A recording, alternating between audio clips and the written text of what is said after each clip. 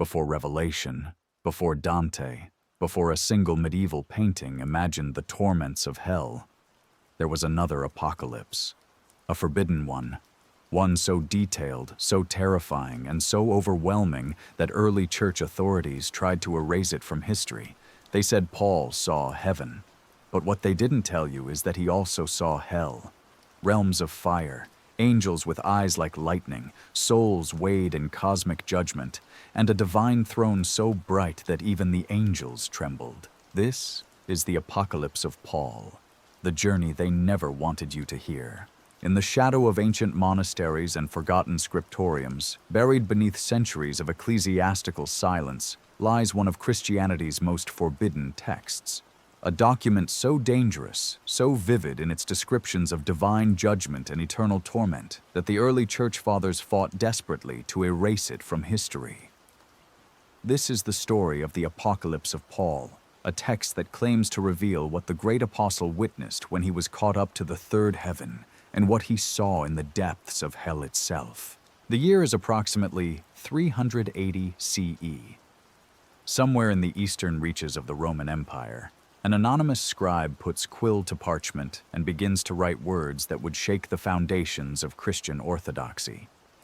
The opening lines are deceptively simple, yet they carry the weight of cosmic revelation. The text begins with Paul himself speaking from beyond the grave, declaring that what he had once been forbidden to utter, he would now reveal in full, terrifying detail. For over 16 centuries, this document has been hunted by church authorities, condemned by councils, and relegated to the dusty corners of apocryphal literature. Yet it survived, copied in secret by monks who dared to preserve what others sought to destroy. Today, fragments exist in Latin, Greek, Coptic, Syriac, and dozens of other ancient languages, testament to its once widespread circulation and enduring power to captivate the human imagination. The Apocalypse of Paul emerges from that turbulent 4th century when Christianity was transforming from a persecuted sect into the official religion of Rome. It was an era of theological warfare, where competing visions of Christian doctrine battled for supremacy. Orthodox bishops were establishing canonical boundaries, determining which texts would be considered divinely inspired and which would be cast into the outer darkness of heresy. Into this charged atmosphere came a document that claimed to offer the ultimate insider's view of the afterlife, narrated by none other than Paul of Tarsus himself. The text builds its credibility on a single, enigmatic verse from Paul's authentic second letter to the Corinthians. In chapter 12, Verse 2, the apostle writes of knowing a man who was caught up to the third heaven, whether in the body or out of the body, he could not tell. Paul speaks of hearing inexpressible words, things that no human is permitted to tell. This cryptic reference became the launching point for an entire literary tradition of heavenly journeys and apocalyptic visions. But where Paul's authentic letter maintains a careful silence about the content of this mystical experience, the Apocalypse of Paul throws open the floodgates. It transforms Paul's brief, humble reference into an epic cosmic tour that spans the celestial hierarchies and plumbs the depths of infernal punishment. The anonymous author takes Paul's admission that he heard inexpressible words and boldly claims that the time for silence has ended. The dating of this remarkable text has puzzled scholars for generations. Internal evidence suggests composition sometime between 350 and 400 CE, placing it squarely within the golden age of Christian apocalyptic literature. This was the era that produced the Apocalypse of Peter, the Testament of Abraham, and numerous other visionary texts that promised to unveil the mysteries of the world to come. The Apocalypse of Paul represents perhaps the most ambitious of these works, combining elaborate angelology with graphic descriptions of divine judgment. What makes this text particularly fascinating is its sophisticated understanding of both Jewish mystical traditions and emerging Christian theology. The author demonstrates intimate knowledge of Merkabah mysticism, the Jewish tradition of throne room visions that would later influence medieval Kabbalah. Yet this Jewish foundation is seamlessly woven together with distinctly Christian elements, creating a hybrid vision that speaks to the complex religious landscape of late antiquity. The early church's reaction to the Apocalypse of Paul was swift and decisive. By the 5th century, ecclesiastical authorities were actively condemning the text. The Decretum Galatianum, attributed to Pope Gelasius I around 495 CE, explicitly lists the Apocalypse of Paul among the apocryphal works to be rejected by faithful Christians. Church fathers denounced it as a dangerous fabrication that threatened to mislead the faithful with unauthorized revelations. Yet condemnation only seemed to fuel the text's popularity. Medieval manuscripts reveal that the Apocalypse of Paul was one of the most widely circulated apocryphal texts of the Middle Ages. It was translated into virtually every European language and influenced countless works of literature and art. Dante's Divine Comedy bears clear traces of its influence, as do numerous medieval vision narratives and artistic depictions of the afterlife. The text begins with a dramatic framing device that immediately establishes its authority. An angel appears to Paul and commands him to reveal what he had previously been forbidden to speak. The apostle is then transported on a journey that begins in the heavens and descends through increasingly terrifying realms of judgment and punishment. This narrative structure allows the author to present both the glorious visions of divine majesty and the horrific spectacles of eternal torment. Paul's ascension through the heavens reveals a cosmos of breathtaking complexity and beauty. The first heaven contains the firmament that separates the earthly realm from the celestial spheres above. Here, Paul encounters angels whose sole purpose is to carry the prayers of the faithful upward to higher realms. These beings are described in terms that echo both biblical tradition and contemporary angelological speculation. The second heaven presents a realm of judgment, where the deeds of humanity are weighed and evaluated. Paul witnesses angels recording every human action, word, and thought in great books that will be opened on the day of final judgment. The meticulous attention to moral accounting reflects the growing emphasis on individual responsibility and divine justice that characterized 4th century Christianity. But it is the third heaven that forms the centerpiece of Paul's vision. Here, the apostle encounters the throne of God, surrounded by living creatures and angelic hierarchies that stretch beyond human comprehension. The descriptions draw heavily on Ezekiel's vision of the divine chariot, but expand and elaborate these images with unprecedented detail. Seraphim with 6 wings cry out, "Holy, holy, holy," while cherubim guard the divine presence with flaming swords. The text describes angels of such magnificent beauty that their appearance defies human language. Some are clothed in light itself, their faces shining like the sun at midday. Others are covered with countless eyes that see all things simultaneously, while still others have wings that span distances greater than the earth itself. The hierarchy of angelic beings reflects sophisticated theological speculation about the organization of the celestial realm. Paul witnesses the daily worship that takes place before the divine throne. Millions upon millions of angels prostrate themselves in adoration, while others sing praises that shake the foundations of heaven.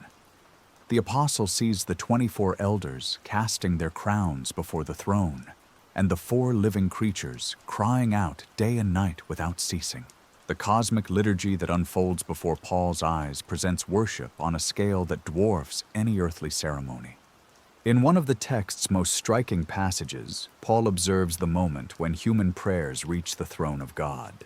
Angels gather the petitions of the faithful like precious incense and present them before the divine presence. Some prayers are accepted immediately, rising like sweet smoke before the throne. Others are rejected, falling back to earth like stones. The text suggests that the moral state of the petitioner determines whether their prayers will be heard.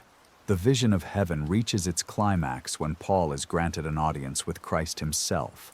The description of the risen Lord combines elements from the canonical Gospels with apocalyptic imagery drawn from the book of Revelation.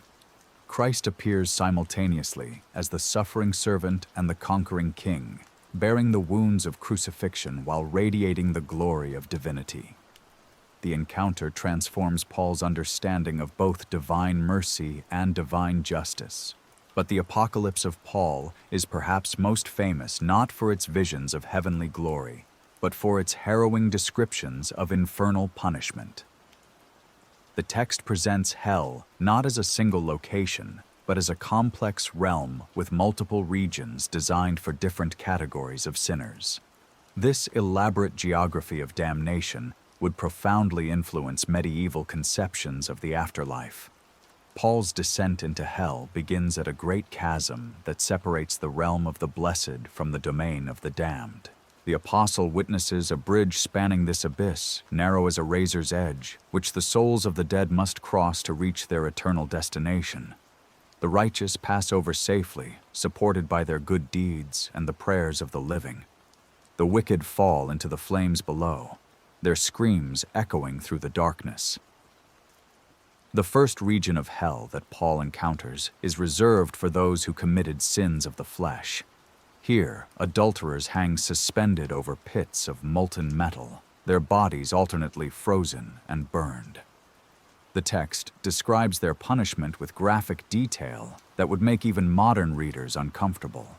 Fornicators are tormented by serpents that devour their flesh, only to have it regenerate so the punishment can continue eternally. Moving deeper into hell, Paul observes the fate of those who committed sins of greed and exploitation. Usurers are forced to swallow molten gold that burns through their bodies before pouring out and reforming to be consumed again. Rich men who refuse to help the poor find themselves trapped in chambers filled with poisonous gases, gasping for breath that never comes. The punishments are designed to fit the crimes with poetic precision. The text reserves its most severe punishments for those who committed sins against the faith itself. Heretics are suspended over eternal flames while demons pierce their tongues with red-hot needles, preventing them from speaking the false doctrines they proclaimed in life.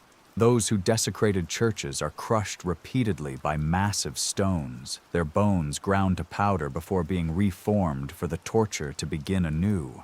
Paul witnesses the punishment of corrupt clergy with particular horror. Bishops who sold church offices are immersed in boiling pitch, while demons force them to swallow burning coals.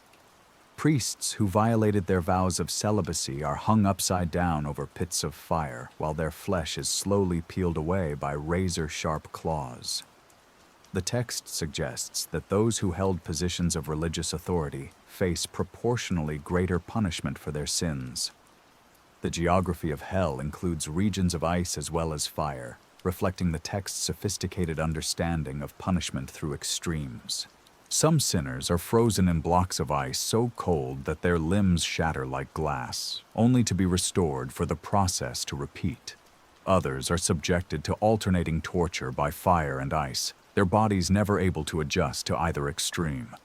Throughout his infernal journey, Paul is accompanied by an archangel who serves as his guide and interpreter. This angelic companion explains the justice behind each punishment and reveals how the torments correspond to the sins committed in life.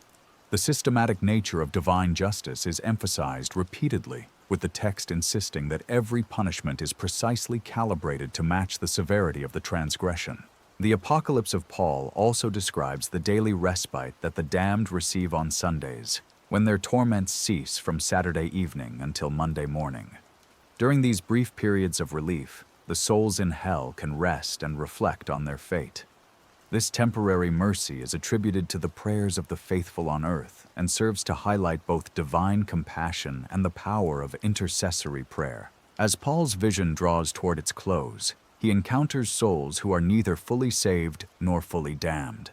These individuals exist in a state of purgatorial suffering, undergoing purification that may eventually lead to salvation. The text suggests that the prayers and alms of the living can shorten the duration of this intermediate punishment, providing hope for those who died with lesser sins upon their souls. The influence of the Apocalypse of Paul on medieval Christianity cannot be overstated. Despite official condemnation by church authorities, the text continued to circulate widely throughout Europe. Its vivid imagery shaped popular understanding of the afterlife for centuries, influencing everything from church architecture to funeral practices. The elaborate punishments described in the text found their way into countless sermons, moral treatises, and works of art. Medieval scribes working in dimly lit scriptoriums faced an impossible choice when copying the Apocalypse of Paul. They could preserve a text that their bishops had explicitly condemned, risking accusations of heresy and possible excommunication. Or they could allow one of the most powerful and terrifying visions of the afterlife to vanish forever into the darkness of forgotten history. Many chose preservation, hiding copies within the bindings of approved texts, or secreting them away in monastery walls where they might survive future purges. The survival strategy worked. By the 12th century, the Apocalypse of Paul existed in more manuscript copies than almost any other apocryphal text. Monks in Ireland transcribed it alongside the Book of Kells. Byzantine scribes included it in collections of mystical writings.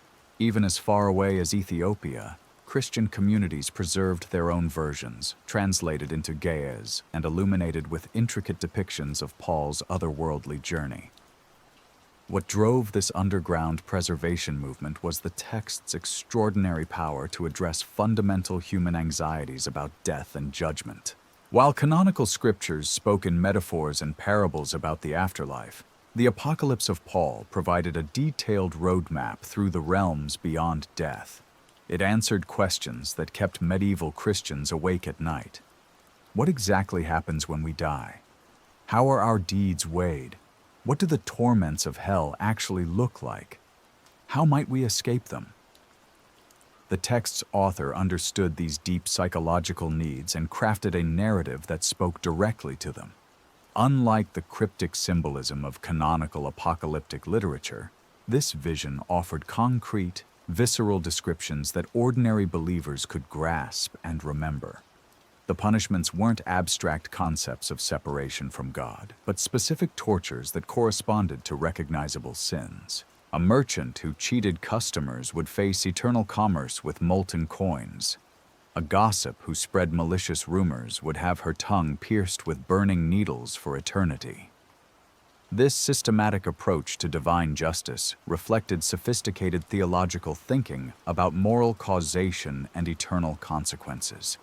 The author drew upon emerging Christian concepts of purgatorial purification while maintaining traditional Jewish ideas about Sheol and Gehenna. The result was a hybrid vision that satisfied both intellectual curiosity about cosmic justice and popular hunger for vivid supernatural storytelling. Paul's encounter with the archangel Michael marks a pivotal moment in the narrative structure.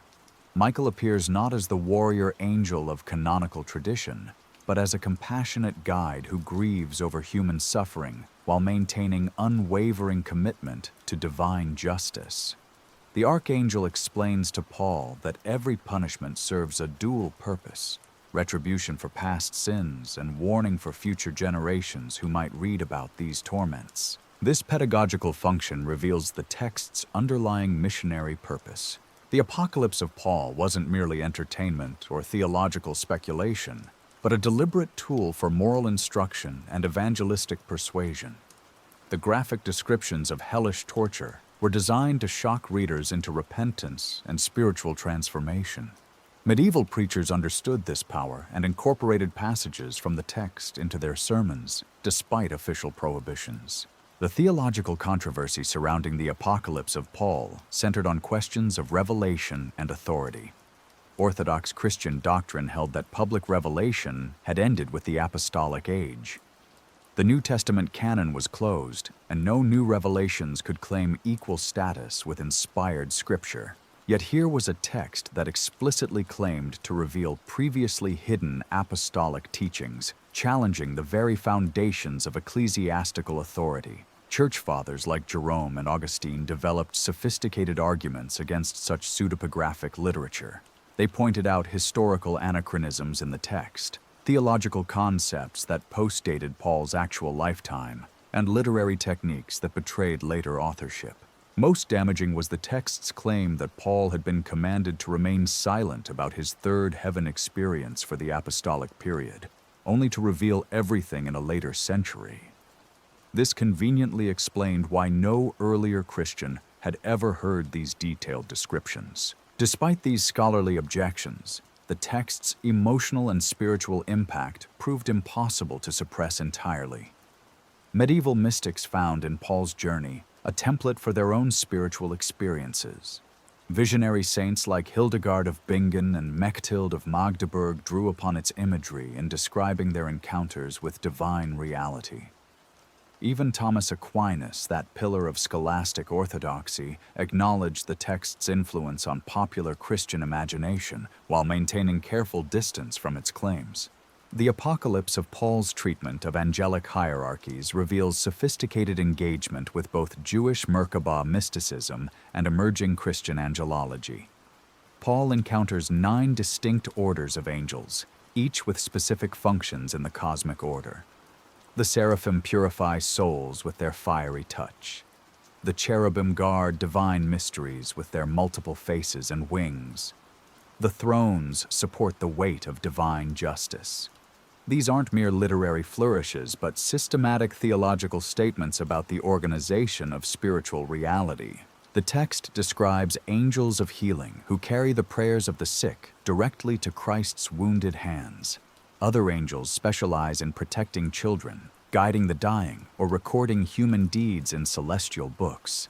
This specialization reflects the growing complexity of medieval Christian spirituality, where believers sought angelic intercession for increasingly specific needs and circumstances. Most remarkable are the angels of mercy, who weep continuously for human suffering and plead with God for compassion toward sinners. The Apocalypse of Paul presents these beings as engaged in constant intercession, their tears falling like rain upon the earth to water the seeds of repentance in human hearts. This image of divine empathy, channeled through angelic intermediaries, offered comfort to medieval believers struggling with fears of eternal damnation. Paul's vision of the Sunday respite in hell became one of the text's most influential theological innovations. According to this teaching, the torments of the damned cease every week from Saturday evening until Monday dawn, providing a brief taste of what eternal rest might feel like.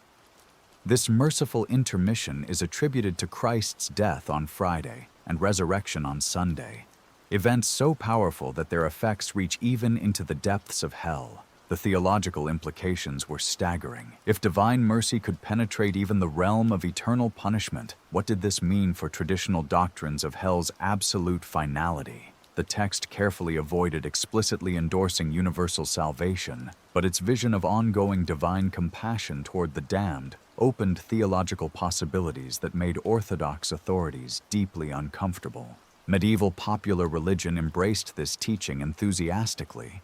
Believers scheduled their prayers for the dead specifically to coincide with these weekly periods of respite, hoping to extend or intensify the relief experienced by suffering souls. Folk traditions developed around Sunday's special status as a day when even the damned could experience divine mercy. The Apocalypse of Paul's influence on medieval art and literature extended far beyond religious circles. Sculptors carving tympanums above cathedral doors drew upon its detailed descriptions of final judgment.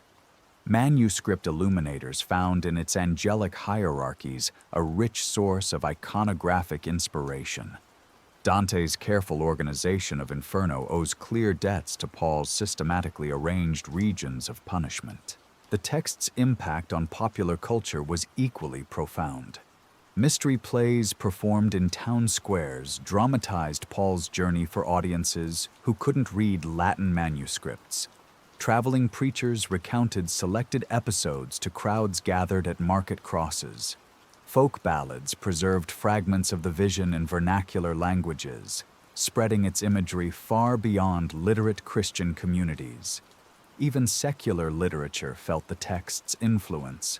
Medieval romance writers borrowed its descriptions of otherworldly journeys for their own fantastic narratives. The elaborate geography of fairyland in Celtic literature shows clear parallels to Paul's detailed mapping of heavenly and infernal realms. Knights errant venturing into supernatural domains followed pathways first mapped by the apostles' apocalyptic vision. The Renaissance brought new challenges to the apocalypse of Paul's cultural authority. Humanist scholars with improved knowledge of ancient languages and historical methods subjected the text to increasingly rigorous analysis. They identified linguistic anachronisms, traced its dependence on earlier apocalyptic literature, and demonstrated its pseudepigraphic character with unprecedented precision. Yet even as scholarly credibility eroded, the text's artistic and literary influence continued to expand. Protestant reformers might reject its theological authority, but they couldn't escape its impact on Western imagination. Milton's Paradise Lost bears unmistakable traces of Paul's infernal journey. Bunyan's Pilgrim's Progress adapts its narrative structure of spiritual pilgrimage through supernatural landscapes. The printing revolution of the 15th and 16th centuries gave the Apocalypse of Paul new life in vernacular translations. No longer confined to Latin manuscripts in monastery libraries, the text reached broader audiences through popular chapbooks and religious pamphlets.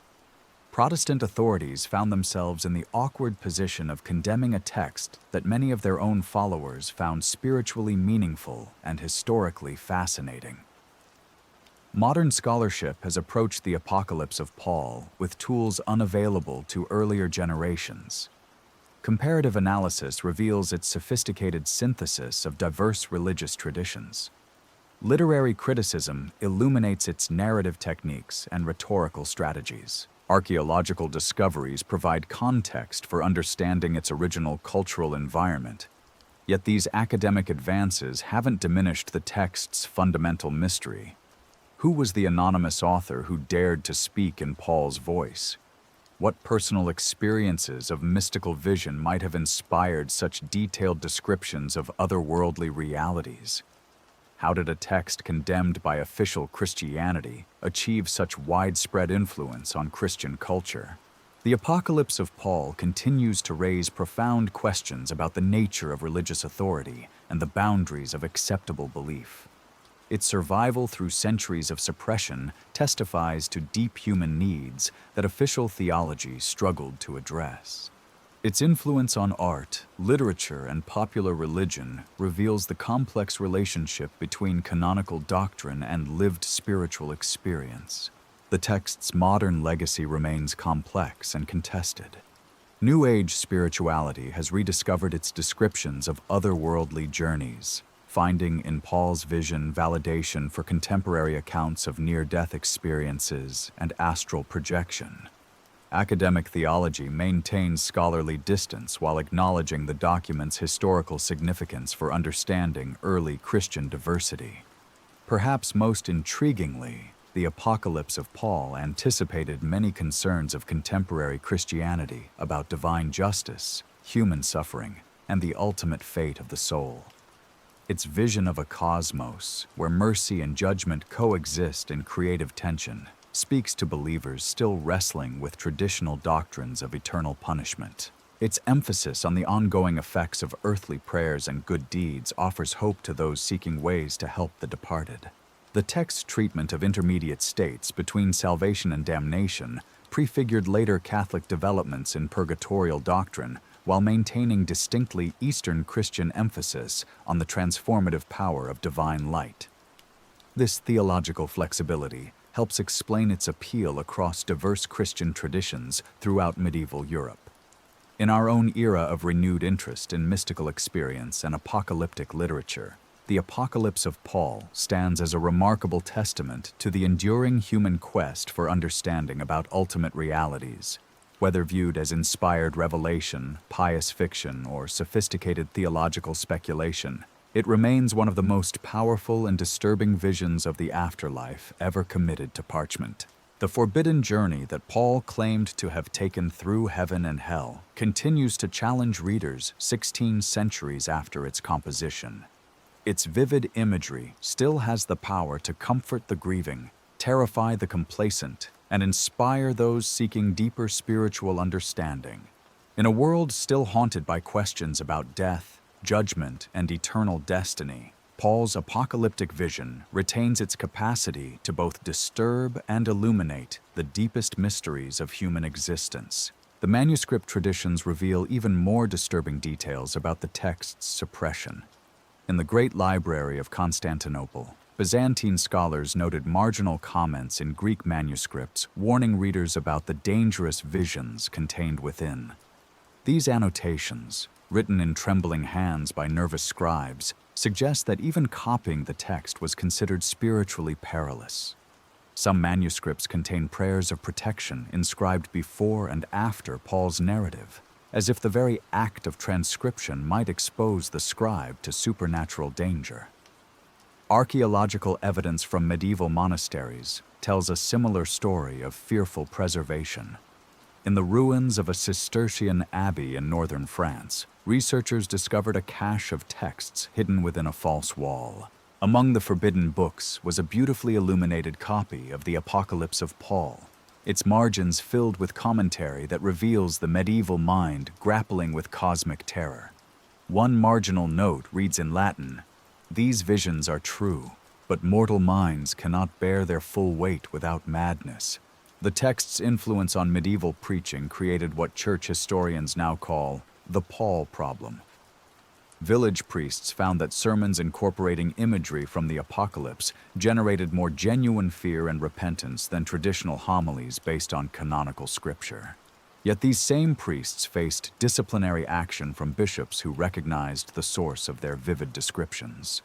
The result was a shadow tradition of oral teaching that preserved Paul's visions while carefully avoiding direct attribution.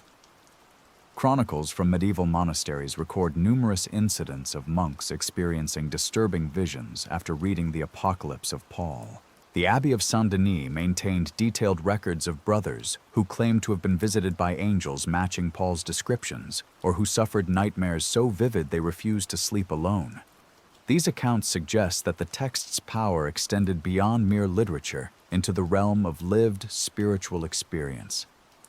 The theological sophistication of the Apocalypse becomes even more apparent when examining its treatment of divine compassion. Paul witnesses a remarkable scene where Christ himself descends into hell to offer comfort to the damned during their Sunday respite. The risen Lord moves among the tormented souls, not to release them from punishment, but to demonstrate that divine love persists even in the depths of ultimate separation. This paradoxical vision of mercy within judgment challenged simplistic medieval notions of hell as a realm abandoned by God entirely. The text describes Christ's descent with unprecedented emotional intensity. The damned souls, recognizing their Savior despite their fallen state, cry out with voices that shake the foundations of hell itself. Some reach toward him with hands burned to bone, while others prostrate themselves in worship despite their chains. Christ weeps over each soul, his tears falling like drops of light in the absolute darkness, providing momentary relief from the flames. This scene of divine mourning for the lost became one of the most controversial passages in the entire work. Orthodox theologians argued that it undermined the finality of divine judgment and opened dangerous possibilities for post-mortem salvation. If Christ continued to show mercy toward the damned, what did this mean for the urgency of earthly repentance? The theological implications were so threatening that some manuscript copies deliberately omitted this episode entirely. Paul's vision of the angelic rebellion adds another layer of cosmic drama to the narrative. Unlike the brief references to fallen angels in canonical scripture, the Apocalypse provides detailed accounts of the war in heaven that preceded human creation. Paul witnesses the moment when Lucifer, still radiant with the beauty of his original creation, makes his fateful choice to challenge divine authority. The description of his fall is both magnificent and terrifying, as the morning star plummets from the heights of glory into the abyss of eternal darkness. The fallen angels that Paul encounters retain traces of their original beauty. making their corruption all the more horrible. Their faces still bear the imprint of divine craftsmanship, but twisted into expressions of rage and despair. They move through hell's landscape like shadows of their former glory, commanding legions of demons while serving as constant reminders of how even the highest created beings can choose damnation. The text's treatment of human free will becomes explicit in Paul's conversations with the damned themselves. Unlike later medieval visions where the condemned simply suffer in silence, the apocalypse allows its damned souls to speak. They confess their sins with bitter clarity, acknowledging the justice of their punishment while lamenting the choices that brought them to this fate. Their testimonies serve as warnings to the living, but also as theological statements about moral responsibility and divine justice. One particularly haunting dialogue involves a soul who had been a Christian bishop in life. This former church leader explains to Paul how his pride and corruption gradually separated him from the very God he claimed to serve. His punishment involves being forced to preach eternal sermons to an audience of demons, his words of truth becoming instruments of his own torment. The irony is precise and deliberate, reflecting the text's sophisticated understanding of poetic justice. The geographical precision of Paul's hell reveals careful theological planning. Different regions are designated for specific categories of sin, creating a systematic landscape of punishment that would profoundly influence later Christian thought. The realm of the gluttons features eternal feasts of corruption, where the damned consume food that turns to ash in their mouths. The domain of the wrathful burns with fires that never consume, fed by the anger that continues to rage within condemned souls. Most disturbing is the region reserved for those who corrupted children. Paul describes punishment so severe that his angelic guide warns him to avert his eyes. The text suggests that crimes against innocents warrant torments that exceed even the most vivid human imagination.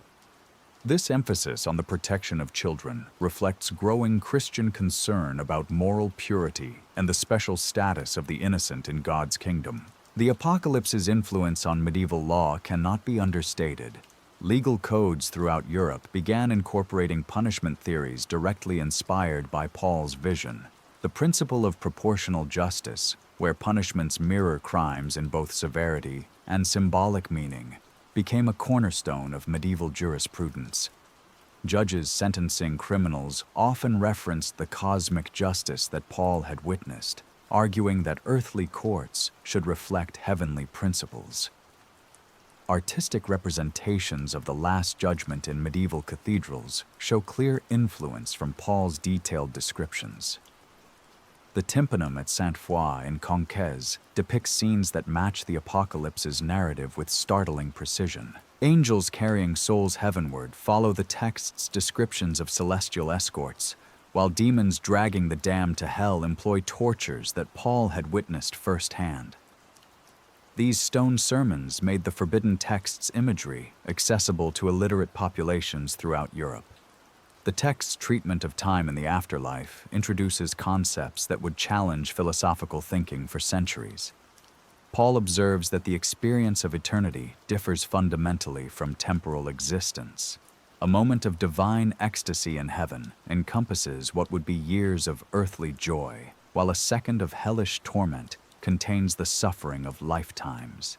This temporal distortion helps explain how infinite punishment can be just for finite sins, addressing one of the most persistent theological objections to traditional hell doctrine. Paul's encounter with the souls of unbaptized infants became one of the most emotionally powerful passages in the entire work. The text describes a special realm where these innocent souls exist in a state of natural happiness, free from the torments of hell, but unable to enter the full glory of heaven. Angels tend to them with maternal care, providing comfort and joy appropriate to their sinless state. This vision of limbo offered hope to medieval parents who had lost children before baptism, though it also reinforced the necessity of the sacrament. The theological controversy surrounding this teaching was intense. Augustine had argued that unbaptized infants faced damnation due to original sin, a harsh doctrine that caused enormous pastoral distress. The Apocalypse of Paul offered a more merciful alternative that appealed to both parental love and divine justice. However, this very mercifulness made Orthodox authorities suspicious, as it seemed to minimize the importance of baptism and challenge established sacramental theology. Medieval mystics found in Paul's vision a roadmap for their own spiritual journeys. The text's detailed descriptions of progressive revelation through the heavenly spheres provided a template for understanding mystical ascent. Saints like Mechthild of Magdeburg described visions that closely paralleled Paul's experience, suggesting either genuine spiritual encounter or deep literary influence. The boundary between inspired revelation and creative imagination became increasingly blurred as the text shaped expectations about what divine visions should contain. The Apocalypse's influence on popular devotional practices was equally profound. Medieval prayer books incorporated invocations to the specific angels that Paul had encountered.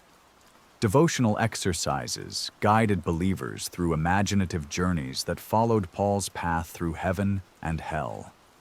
These spiritual disciplines use the text's vivid imagery to make abstract theological concepts emotionally accessible, transforming academic doctrine into lived religious experience. The economic impact of the text's popularity created its own controversies. Monasteries discovered that manuscripts containing the Apocalypse of Paul commanded premium prices from wealthy collectors. The forbidden nature of the text only increased its market value, leading to an underground trade in prohibited religious literature. Church authorities found themselves in the paradoxical position of condemning a text whose commercial success funded the very monasteries they depended upon for orthodox scholarship. Professional scribes developed elaborate strategies for copying the text while maintaining plausible deniability about its contents. Some embedded Paul's narrative within larger collections of approved materials, making it difficult for censors to identify the problematic content without examining entire codices. Others created coded references that allowed knowledgeable readers to locate complete versions hidden elsewhere. These preservation networks resembled underground resistance movements more than traditional scholarly enterprises. The Protestant Reformation brought new complexities to the Apocalypse of Paul's reception. Reformers rejected papal authority over scriptural interpretation, but they also condemned the Catholic tradition of venerating apocryphal texts. The Apocalypse found itself caught between these competing rejections, valued by some Protestants for its anti-clerical elements while condemned by others for its non-canonical status. This theological limbo actually preserved the text's influence by preventing any single authority from completely suppressing it. Luther himself maintained an ambiguous relationship with Paul's vision. His translation work had exposed him to the full range of early Christian literature, including texts that Rome had banned. While he never endorsed the Apocalypse of Paul as inspired scripture, his private correspondence reveals fascination with its psychological insights into human guilt and divine mercy. The Reformers' own struggles with assurance of salvation found troubling echoes in Paul's descriptions of souls uncertain about their eternal fate. The Catholic Counter-Reformation intensified efforts to control the text's circulation. The newly established Index of Forbidden Books explicitly listed all versions of the Apocalypse of Paul, threatening excommunication for anyone found possessing copies. However, these very efforts to suppress the text only confirmed its continuing power to influence Christian thought and practice. The fact that ecclesiastical authorities still considered it dangerous centuries after its composition testified to its enduring theological relevance. Jesuit missionaries carrying Christianity to new continents found themselves confronting the text's influence in unexpected ways. Indigenous converts who had heard fragmentary accounts of Paul's vision often incorporated its imagery into their own spiritual practices. The result was a syncretic Christianity that blended Paul's cosmic geography with traditional religious concepts. creating new forms of Christian expression that both fascinated and disturbed European observers. The scientific revolution of the 17th century posed new challenges to the apocalypse of Paul's credibility. Astronomical discoveries revealed a cosmos far vaster and more complex than Paul's three-heaven model. The text's specific geographical descriptions of otherworldly realms seemed increasingly primitive compared to emerging scientific understanding of physical reality. Yet this very obsolescence freed the work to function as spiritual allegory rather than literal cosmography. Enlightenment thinkers discovered in the Apocalypse of Paul a fascinating example of how religious imagination responds to psychological needs that rational philosophy struggles to address. Voltaire, despite his skepticism about Christian doctrine, acknowledged the text's power to articulate deep human anxieties about death and moral accountability.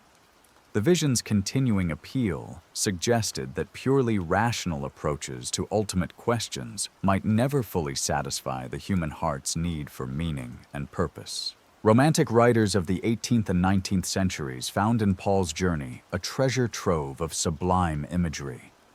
The text's descriptions of cosmic vastness and infernal horror appealed to sensibilities that valued emotional intensity over rational clarity.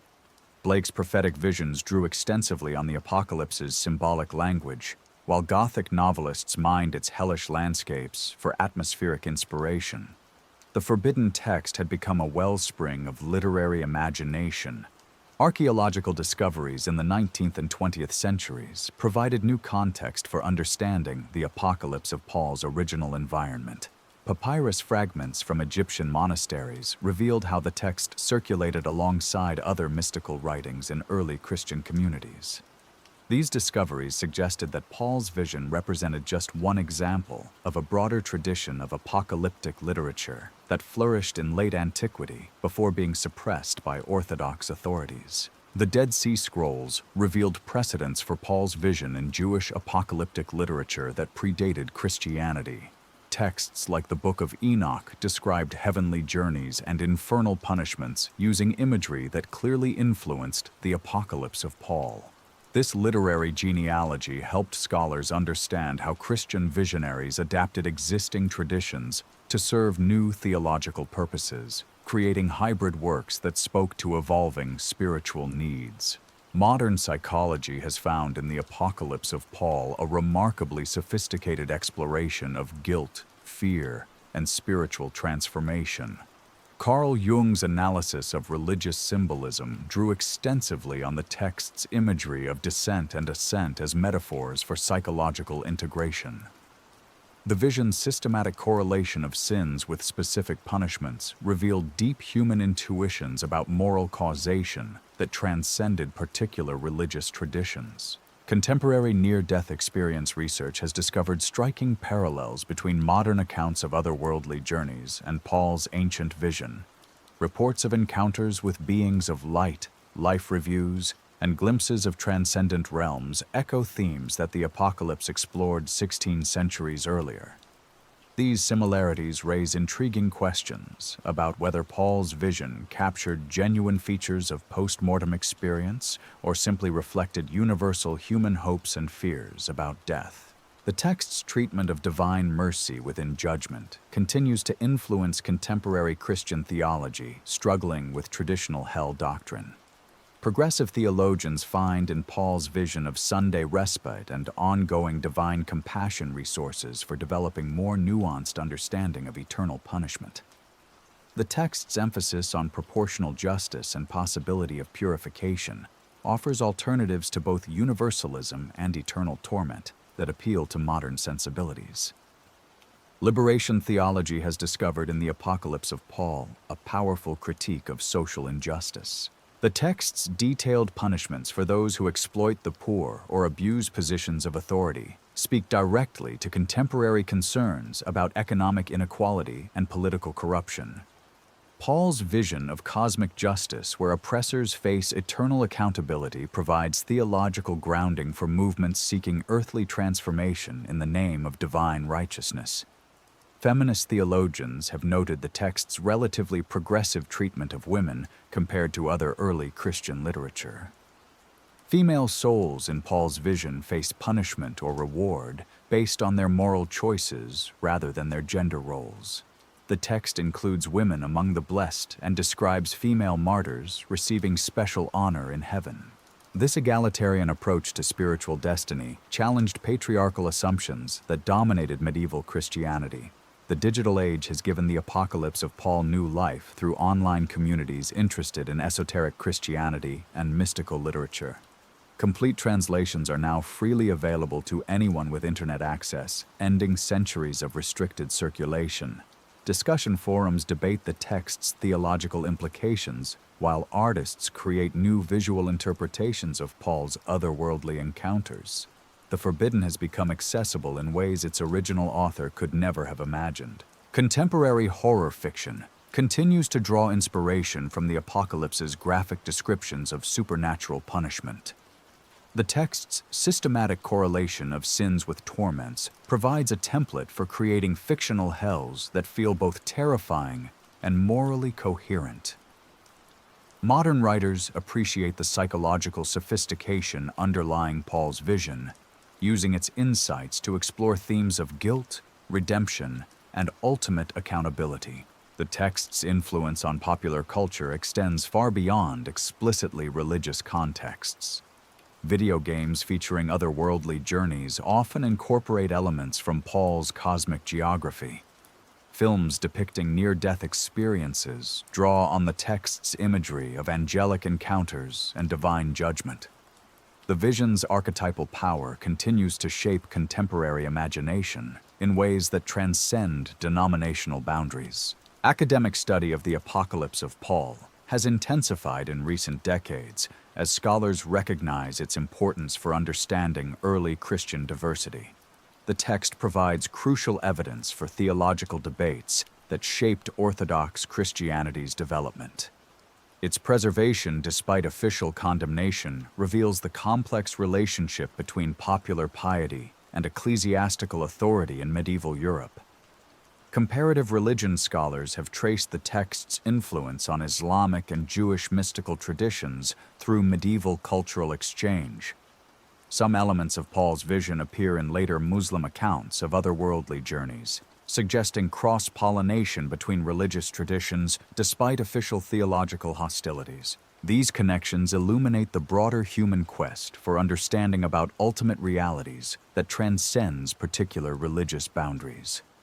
The manuscript tradition itself tells a story of remarkable preservation against overwhelming odds. From the original Greek composition to translations in dozens of ancient and medieval languages, the text survived through networks of believers who valued its spiritual insights above ecclesiastical approval.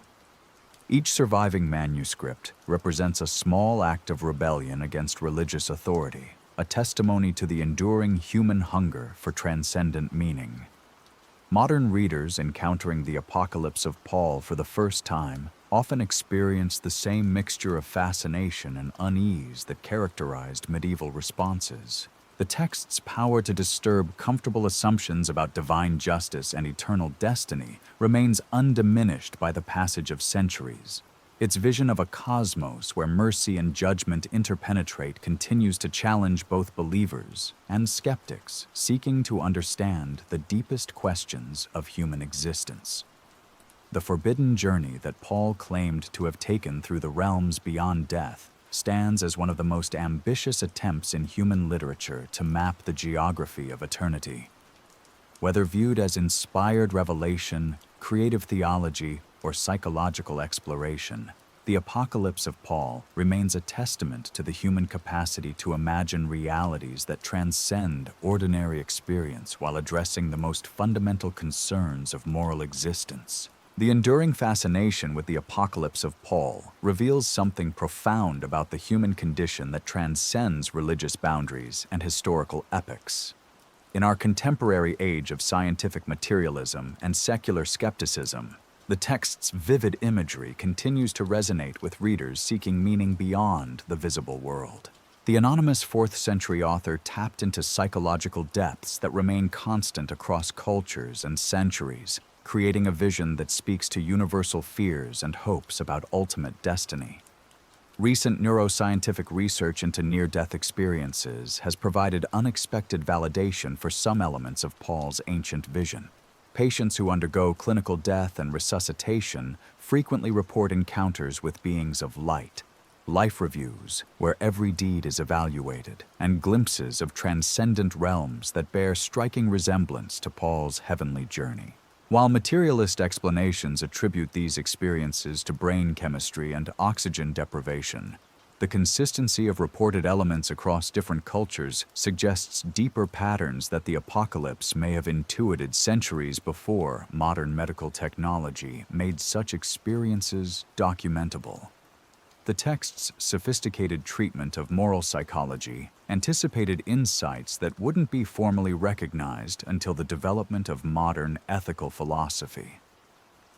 Paul's systematic correlation of sins with punishments reveals an understanding of how guilt and shame operate in the human psyche that predates psychological theories by more than a millennium.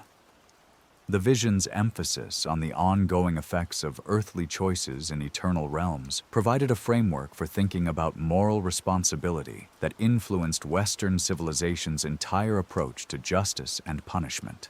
Archaeological evidence from early Christian sites has revealed the extent to which Paul's vision shaped material culture in ways that Orthodox histories rarely acknowledge. Catacomb paintings in Rome incorporate imagery that clearly derives from the apocalypse rather than canonical scriptures. Burial inscriptions reference the Sunday respite and angelic intercession that Paul described. Liturgical fragments preserved on papyrus include prayers to the specific angelic orders that appear in the forbidden text. These discoveries suggest that the Apocalypse of Paul wasn't merely a literary curiosity, but a living document that shaped how ordinary Christians understood their faith. The theological implications of this widespread influence remain controversial within contemporary Christianity. If the Apocalypse of Paul accurately captured popular Christian belief in the 4th and 5th centuries, then Orthodox condemnation of the text represented not merely the rejection of a fraudulent document, but the suppression of genuine grassroots theological development. The vision's emphasis on ongoing divine mercy toward the damned, the efficacy of prayers for the dead, and the systematic nature of otherworldly justice reflected theological insights that emerged from lived Christian experience rather than academic speculation.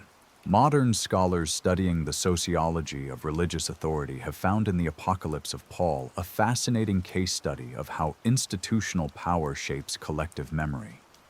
The text's gradual disappearance from mainstream Christian consciousness wasn't simply the natural result of scholarly skepticism about its authenticity. Instead, it represented a deliberate campaign by ecclesiastical authorities to control the parameters of acceptable belief.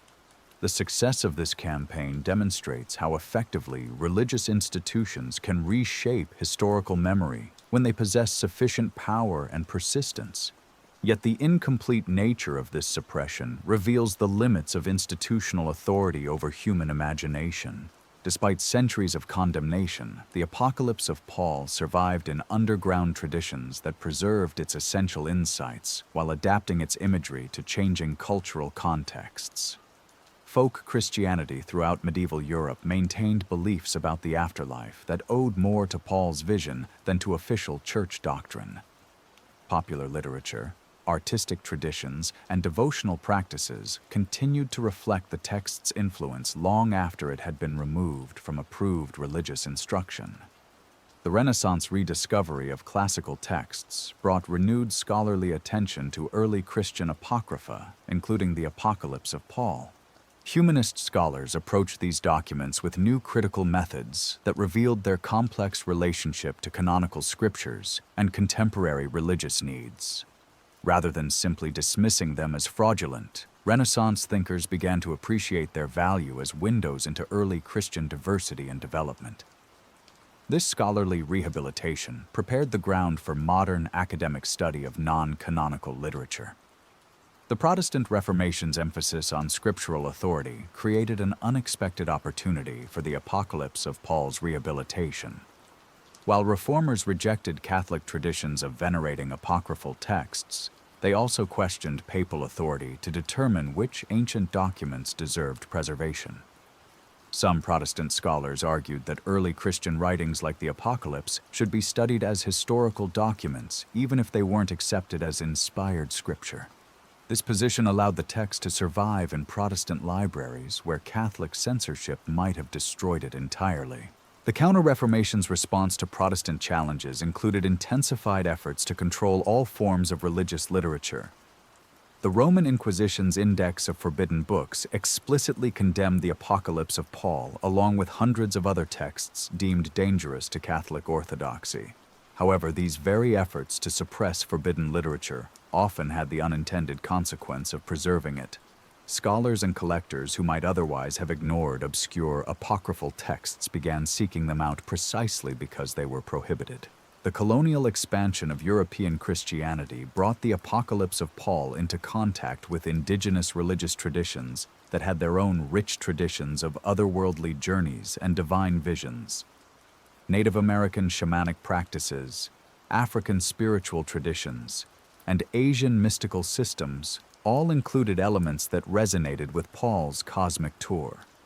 Missionary encounters with these traditions sometimes resulted in syncretic forms of Christianity that blended Paul's imagery with local spiritual concepts, creating new expressions of religious faith that both preserved and transformed the ancient text. The Industrial Revolution's transformation of European society created new contexts for interpreting the Apocalypse of Paul's social critique.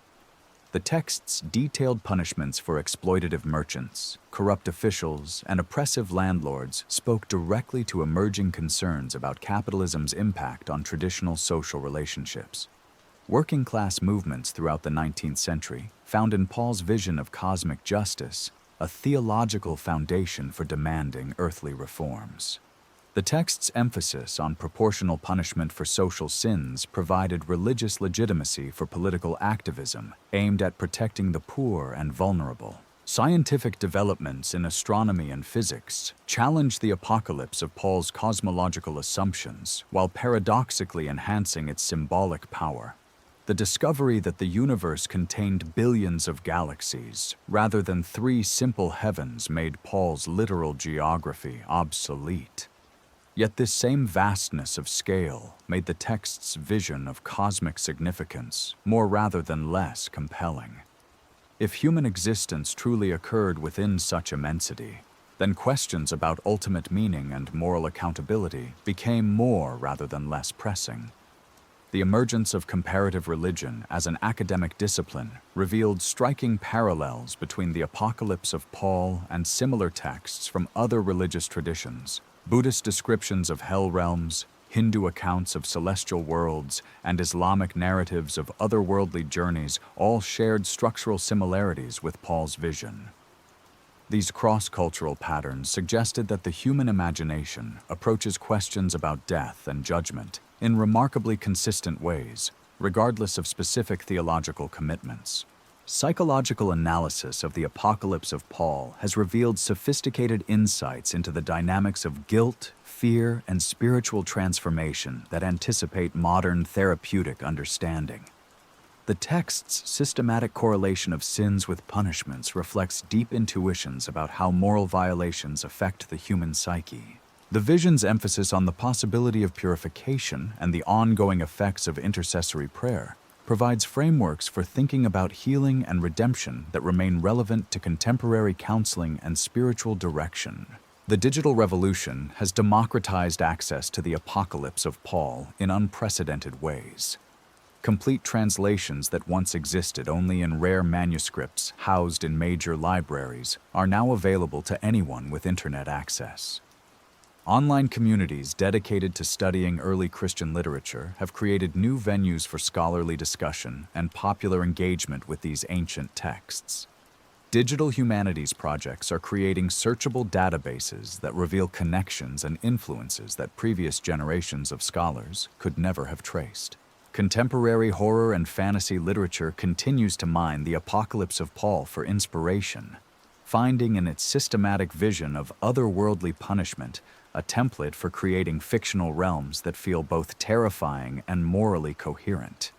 Video games featuring journeys through supernatural landscapes often incorporate elements from Paul's cosmic geography. Films exploring near-death experiences draw on the text's imagery of angelic encounters and divine judgment. The vision's archetypal power continues to shape contemporary imagination in ways that transcend explicit religious contexts. Academic study of the Apocalypse of Paul has intensified in recent decades as scholars recognize its crucial importance for understanding the development of Christian doctrine and the complex relationship between popular piety and institutional authority. The text provides invaluable evidence for theological debates that shaped Orthodox Christianity's emergence from the diverse spiritual movements of late antiquity.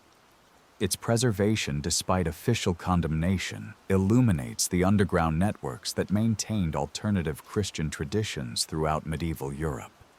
Feminist scholars have discovered in the Apocalypse of Paul resources for reconstructing women's roles in early Christian communities that Orthodox sources often obscure. The text's relatively egalitarian treatment of female souls in the afterlife suggests theological perspectives that challenged prevailing patriarchal assumptions. Women appear among the blessed saints and receive divine rewards based on their spiritual achievements rather than their conformity to gender expectations. This evidence complicates traditional narratives about women's status in early Christianity. Liberation theologians have found in Paul's vision of cosmic justice a powerful critique of social and economic oppression that speaks directly to contemporary concerns about inequality and exploitation.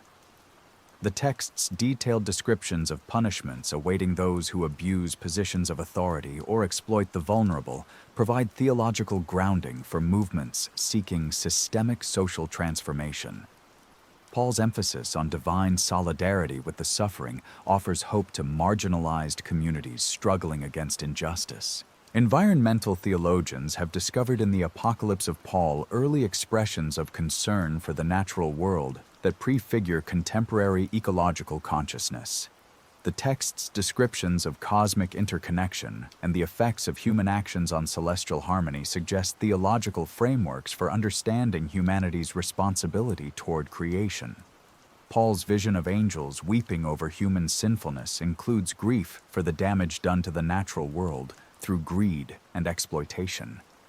Interfaith dialogue has revealed unexpected common ground between the Apocalypse of Paul and mystical traditions from other religious systems. Jewish Merkabah mysticism, Islamic accounts of otherworldly journeys, and Hindu descriptions of celestial realms all share structural elements with Paul's vision. These parallels suggest universal human intuitions about transcendent reality that cross theological boundaries while respecting particular cultural expressions. The manuscript tradition itself tells a remarkable story of preservation against overwhelming institutional opposition. From the original 4th century Greek composition through translations into dozens of ancient and medieval languages, the text survived through networks of believers who valued its spiritual insights above ecclesiastical approval. Each surviving manuscript represents countless individual decisions to risk condemnation in order to preserve what seemed too important to lose. Modern readers encountering the Apocalypse of Paul often experience the same mixture of fascination and discomfort that characterized medieval responses to the text. Its vivid imagery retains the power to disturb comfortable assumptions about divine justice and eternal destiny. The vision's systematic exploration of moral accountability challenges both religious believers and secular humanists to consider the ultimate implications of their ethical choices. The text's treatment of time and eternity continues to puzzle philosophers and theologians seeking to understand how finite actions can have infinite consequences. Paul's descriptions of how moments of divine encounter encompass vast experiences while seconds of torment contain lifetimes of suffering, offer insights into the nature of eternal existence that remain relevant to contemporary discussions about consciousness and personal identity.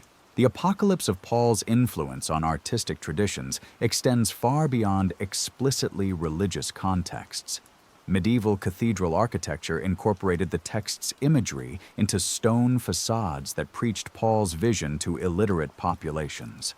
Renaissance painters drew on its descriptions of angelic hierarchies and infernal punishments for compositions that shaped Western artistic imagination. Modern artists continue to find inspiration in the text's powerful fusion of beauty and terror. The forbidden nature of Paul's journey through the realms beyond death continues to generate questions that official Christianity has never fully answered. If the text was indeed a dangerous fabrication, why did it require such sustained institutional effort to suppress? If its theological insights were genuinely heretical, why did they appeal so powerfully to ordinary believers throughout medieval Europe? The very intensity of ecclesiastical opposition suggests recognition of the text's continuing power to challenge comfortable orthodoxies. Perhaps most significantly, the Apocalypse of Paul raises fundamental questions about the nature of religious authority and the boundaries of acceptable spiritual experience. The texts claim that previously hidden apostolic revelations could emerge in later centuries, challenge the very foundations of ecclesiastical control over Christian doctrine. Its survival, despite centuries of suppression, demonstrates the limits of institutional power over human imagination and spiritual longing. The anonymous 4th-century author who dared to speak in Paul's voice created more than a literary work or theological treatise. The Apocalypse of Paul stands as a testament to the enduring human need to understand the ultimate meaning of existence and the final destiny of the soul. Whether viewed as inspired revelation, creative fiction, or psychological exploration, it remains one of the most ambitious attempts in human literature to map the geography of eternity while addressing the deepest concerns of moral existence. In our contemporary world, where questions about meaning, morality, and ultimate destiny remain as pressing as ever, Paul's forbidden journey through heaven and hell continues to offer both comfort and challenge to those seeking to understand their place in the cosmic order. The text's vision of a universe where every action has eternal consequences, where divine mercy and justice interpenetrate in ways that transcend human understanding, and where the choices made in this brief earthly existence echo throughout eternity, speaks to concerns that remain eternally relevant to the human condition. The mystery of the Apocalypse of Paul ultimately reflects the mystery of human existence itself. Like the anonymous author who created this extraordinary work, we remain caught between the visible world of immediate experience and invisible realms of ultimate meaning. The text's enduring power lies not in its answers to these mysteries, but in its capacity to keep the questions alive, ensuring that each generation must wrestle anew with the fundamental challenges of moral existence and eternal destiny. The question that haunts scholars of early Christianity isn't whether the Apocalypse of Paul influenced medieval thought, but how profoundly it shaped the very DNA of Western civilization's understanding of death and divine judgment. Archaeological discoveries in recent decades have revealed the stunning scope of this influence, from Byzantine mosaics in forgotten chapels to Celtic manuscripts hidden in monastery walls across Ireland. The text didn't simply survive suppression, it thrived in the shadows, creating an alternative Christian tradition that operated parallel to official doctrine for over a millennium. What makes this underground survival even more remarkable is the sophisticated theological network that preserved and transmitted the text. Medieval scholars have identified what they call the Paul Circuit, a series of monasteries stretching from Constantinople to the Scottish Highlands that maintained copies of the forbidden Apocalypse. These institutions developed elaborate coding systems to disguise references to the text, embedding fragments within approved theological works and creating marginal annotations that only initiates could decipher. The economic implications of this clandestine trade were staggering.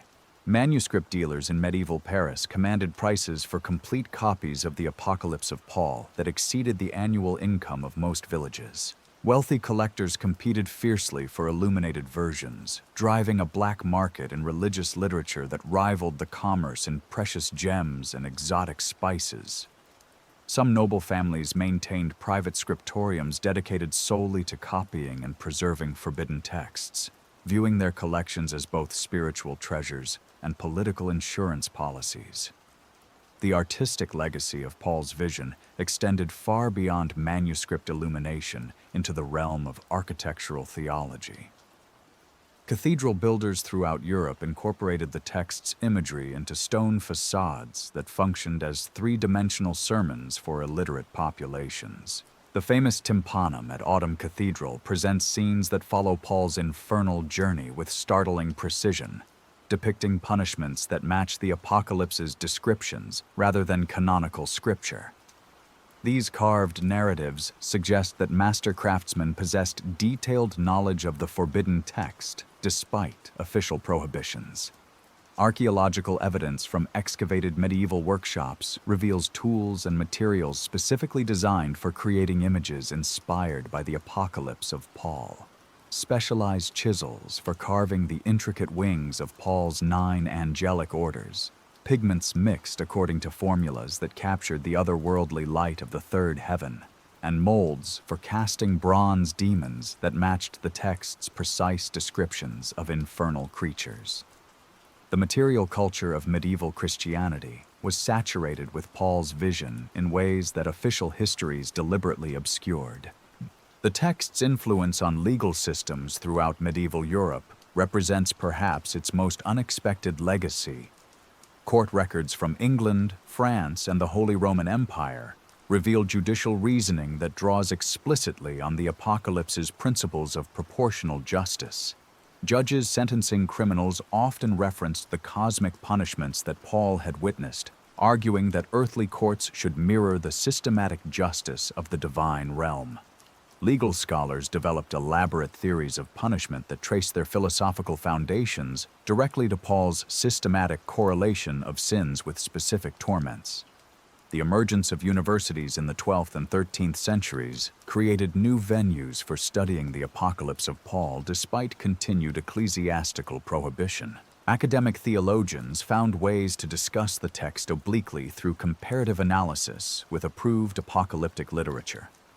Lecture halls at Paris, Oxford, and Bologna echoed with scholarly debates about the theological implications of Paul's vision, though direct attribution remained dangerous. Students copied fragments into their personal notebooks, creating a network of academic preservation that complemented monastic efforts. The development of vernacular literature throughout medieval Europe bears unmistakable traces of Paul's influence. Epic poems in Old English, Middle French, and Medieval German incorporate narrative structures and imagery that clearly derive from the Apocalypse rather than canonical sources. The anonymous author of Pearl drew extensively on Paul's descriptions of celestial Jerusalem, while Dante's systematic organization of Inferno owes obvious debts to the text's geographical precision. Even secular romances featuring otherworldly journeys followed pathways first mapped by Paul's forbidden vision. The Protestant Reformation's impact on the Apocalypse of Paul's reception proved more complex than simple rejection of Catholic traditions. While reformers condemned papal authority over biblical interpretation, they also recognized the historical importance of early Christian literature for understanding apostolic teachings. Some Protestant scholars argued that texts like the Apocalypse deserved study as historical documents, even if they weren't accepted as inspired scripture. This nuanced approach allowed the text to survive in Protestant libraries where Catholic censorship might have destroyed it entirely. The Catholic Counter-Reformation's response included the establishment of specialized tribunals dedicated to identifying and destroying forbidden religious literature. Inquisition records from Spain, Italy, and Portugal document systematic searches for copies of the Apocalypse of Paul, with severe penalties imposed on anyone found possessing the text. These efforts achieved partial success in Mediterranean regions, but the text's preservation in northern European monasteries ensured its continued survival. The geographic distribution of surviving manuscripts reveals the political dimensions of religious censorship. The colonial expansion of European Christianity brought the Apocalypse of Paul into contact with indigenous religious traditions that possessed their own sophisticated understanding of otherworldly journeys. Missionary reports from the Americas, Africa, and Asia describe encounters with native spiritual leaders who recognized elements of their own traditions in Paul's cosmic tour. These cross-cultural exchanges sometimes resulted in syncretic forms of Christianity that blended Paul's imagery with local mythologies, creating new expressions of religious faith that both preserved and transformed the ancient text. The scientific revolution of the 17th century posed unprecedented challenges to the apocalypse of Paul's literal credibility, while paradoxically enhancing its symbolic power. Astronomical discoveries revealed a cosmos far more vast and complex than Paul's three-heaven model, making the text's specific geographical claims obsolete. Yet this same cosmic immensity made questions about humanity's ultimate destiny more rather than less pressing.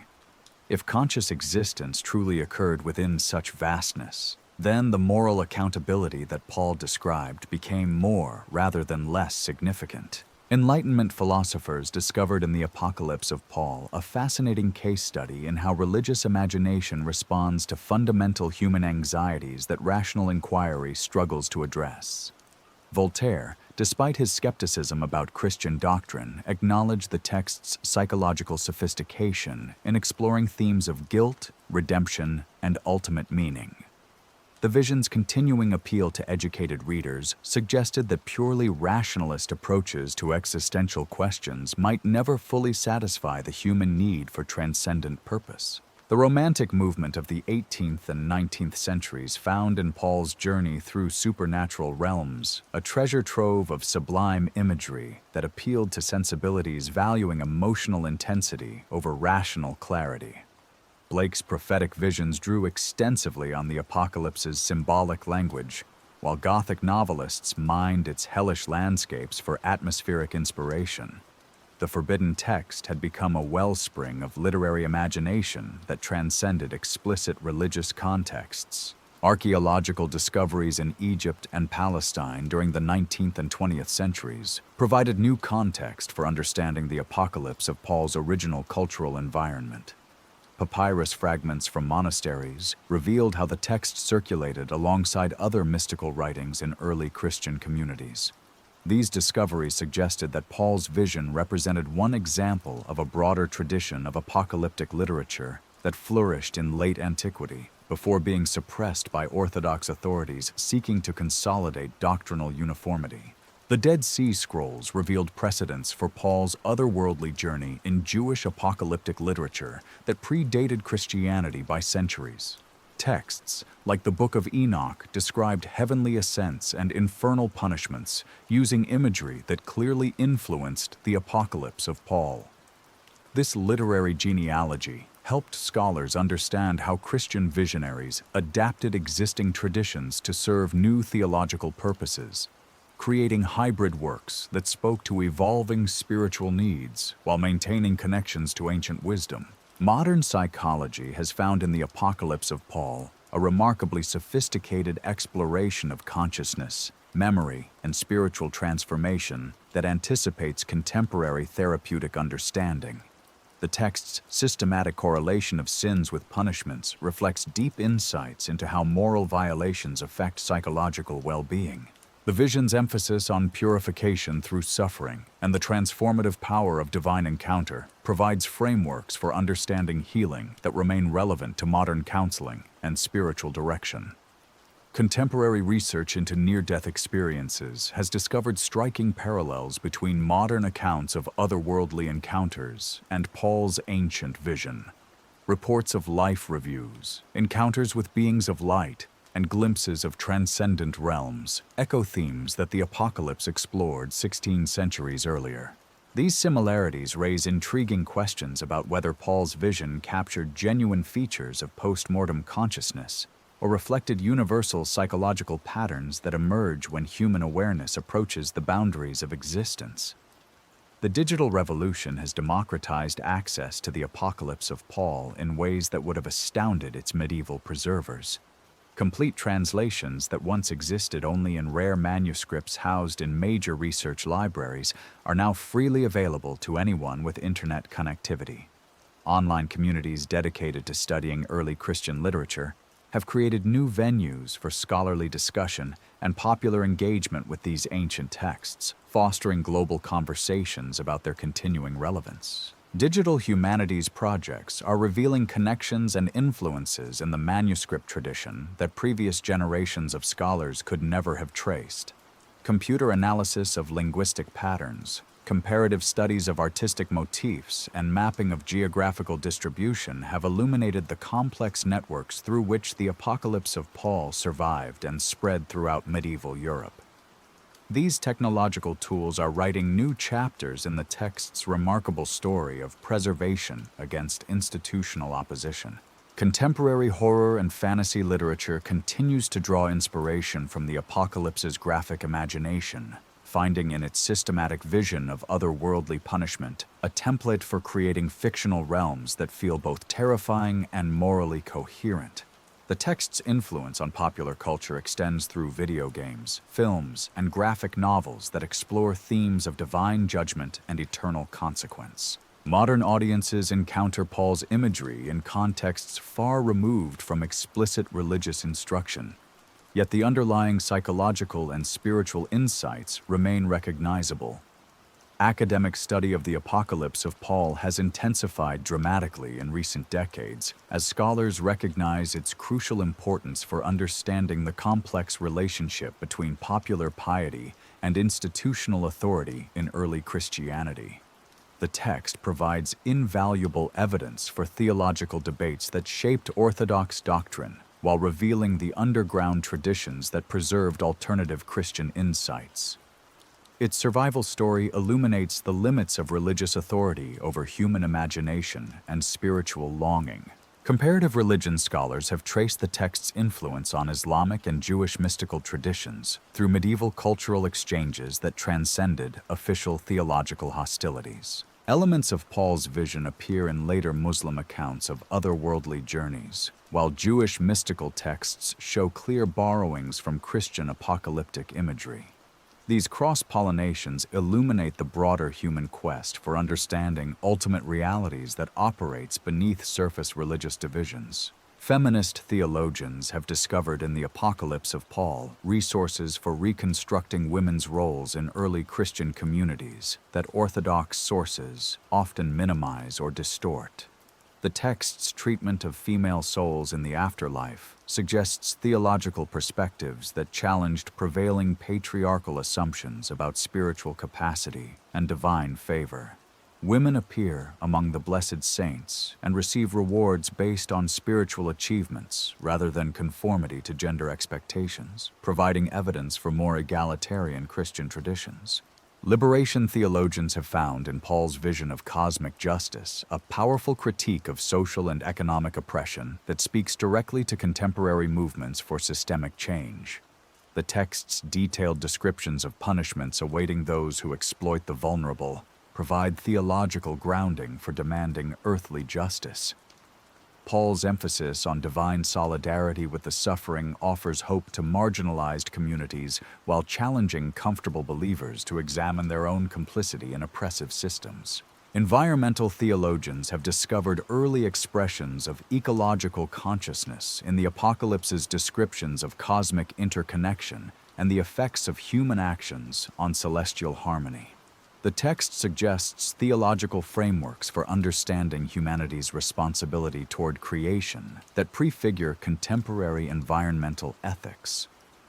Paul's vision of angels grieving over damage done to the natural world through human greed provides religious legitimacy for ecological activism. The manuscript tradition itself represents one of history's most remarkable preservation stories, demonstrating how networks of dedicated individuals can maintain cultural treasures against overwhelming institutional opposition. Each surviving copy represents countless personal decisions to risk condemnation in order to preserve what seemed too spiritually valuable to lose. The anonymous scribes, secret collectors, and underground scholars who kept the Apocalypse of Paul alive created a parallel tradition of Christian learning that operated in the shadows of official orthodoxy. Modern readers encountering the text often experience the same mixture of fascination and unease that characterized medieval responses. Its vivid imagery retains the power to disturb comfortable assumptions about divine justice and human destiny.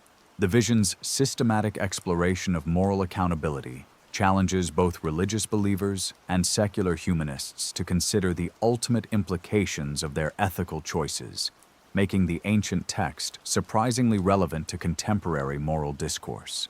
The theological controversies surrounding the Apocalypse of Paul continue to resonate in current debates about religious authority, canonical boundaries, and the nature of divine revelation. If authentic apostolic insights could emerge centuries after the apostolic age, what does this mean for claims about closed revelation? If popular Christian belief diverged significantly from official doctrine, which tradition better represents authentic Christianity? These questions remain as challenging today as they were for 4th century church fathers. The text's treatment of divine mercy within judgment offers resources for contemporary Christians struggling with traditional hell doctrine while maintaining commitment to ultimate moral accountability. Paul's vision of ongoing divine compassion toward the damned, the efficacy of prayers for the dead, and the possibility of purification through suffering provides alternatives to both universalism and eternal torment that appeal to modern sensibilities while preserving ancient Christian insights. Perhaps most significantly, the Apocalypse of Paul raises fundamental questions about the relationship between institutional religion and authentic spiritual experience. The text's survival, despite centuries of suppression, suggests deep human needs that official theology struggled to address adequately. Its continuing influence on art, literature, and popular imagination reveals the complex dynamics between canonical doctrine and lived religious experience that continue to shape Christianity today. The forbidden journey that Paul claimed to have taken through the realms beyond death stands as one of the most ambitious attempts in human literature to map the geography of ultimate meaning. Whether viewed as inspired revelation, creative theology, or psychological exploration, the Apocalypse of Paul remains a testament to the human capacity to imagine realities that transcend ordinary experience while addressing the most fundamental concerns of moral existence. In our contemporary world, where questions about meaning, mortality, and ultimate accountability remain as pressing as ever, Paul's ancient vision continues to offer both challenge and comfort to those seeking to understand their place in the cosmic order. The text's enduring power lies not in its specific answers to these eternal questions, but in its capacity to keep the questions alive, ensuring that each generation must wrestle anew with the ultimate mysteries of human existence and divine purpose. The anonymous 4th century author who dared to speak in Paul's voice created more than a religious text or literary work. The Apocalypse of Paul stands as a monument to the human spirit's refusal to accept easy answers about ultimate realities, its determination to explore the furthest reaches of possibility, and its insistence that the deepest questions of existence deserve the most serious attention. The forbidden nature of Paul's journey only enhances its power, reminding us that the most important truths often exist at the margins of acceptable discourse, waiting for brave souls willing to venture beyond the boundaries of conventional wisdom. Today, as we stand at our own crossroads between faith and doubt, between ancient wisdom and modern skepticism, between individual meaning and cosmic insignificance, the Apocalypse of Paul continues to beckon us toward the eternal questions that define human consciousness itself. The text's vision of a universe where every choice echoes through eternity, where divine justice and mercy interpenetrate in ways that surpass human understanding, and where the journey toward ultimate truth requires courage to confront both the heights of glory and the depths of terror, remains as relevant now as it was 16 centuries ago, when an anonymous scribe first dared to imagine what Paul had seen beyond the veil of mortal existence. And so we reach the end of our journey through the forbidden realms that Paul claimed to witness. The Apocalypse of Paul stands before us not merely as an ancient curiosity or theological controversy, but as a mirror reflecting humanity's eternal struggle with the ultimate questions of existence. For 16 centuries, this text has survived every attempt at erasure, every condemnation, every effort to consign it to the darkness of forgotten history. Perhaps the real mystery isn't whether Paul truly journeyed through heaven and hell, but why this vision has proven so impossible to destroy. In monastery cells and palace libraries, in underground networks and digital archives, the forbidden apocalypse continues to find preservers willing to risk everything to keep its flames alive. The anonymous 4th century author who dared speak in Paul's voice created something that transcends the boundaries of any single religious tradition. They crafted a vision that speaks to the deepest fears and highest aspirations of the human soul. Today, as we face our own apocalyptic anxieties about meaning, mortality, and moral accountability, Paul's ancient journey through the cosmic realms beyond death offers no easy comfort. Instead, it presents us with the same choice that confronted medieval believers who hid copies of this text in monastery walls. Do we dare to look beyond the safe boundaries of acceptable thought? Are we willing to confront visions that might disturb our comfortable assumptions about divine justice and eternal destiny? The Apocalypse of Paul reminds us that the most profound truths often dwell in the shadows, preserved by those brave enough to venture beyond the limits of orthodox approval. In our age of digital revelation and global connection, this forbidden text has finally emerged from centuries of suppression to challenge a new generation with its cosmic vision of judgment, mercy, and ultimate meaning. The question that remains is whether we possess the courage to follow Paul on his terrifying and magnificent journey to the very heart of eternity itself. The forbidden door has been opened. The choice to enter is ours alone.